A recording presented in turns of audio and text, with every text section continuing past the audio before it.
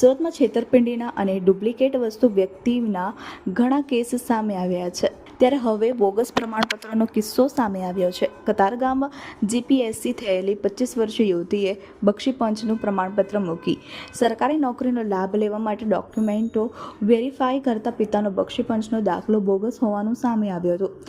આથી સમાજના કલ્યાણ અધિકારી તરીકે ફરજ બજાવતા જીતેન્દ્ર ચૌહાણે અઠવા લાઇન્સ પોલીસમાં ફરિયાદ આપી છે.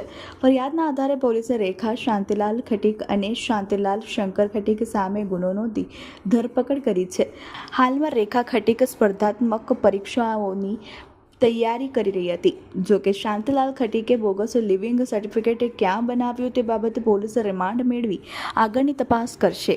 રેખાનો ભાઈ અમદાવાદ પાલિકામાં કોન્ટ્રાક્ટમાં નોકરી કરે છે. પોલીસે કહ્યું કે યુવતી નામે રેખા ખટીકે તારીખ 30/5/2016 એ જિલ્લા સમાજ કલ્યાણ અધિકારીની કચેરીએ બક્ષીપંચનો દાખલો મેળવવા તારીખ 31/3/2016નું શારદા વિદ્યા મંદિર સિંગણપોરનો લિવિંગ સર્ટી અને પિતાના આધાર તરીકે જૂની તરેડ પ્રાથમિક શાળા મહુવા ભાવનગરનું તારીખ 16/7/2008નું એલસી રજૂ કર્યું હતું. આ બંને પ્રમાણપત્રના આધારે કચેરીએ તારીખ 30/5/2016 હિન્દુ ખટીક જાતિ અંગેનું પ્રમાણપત્ર ઇસ્યુ કર્યું હતું.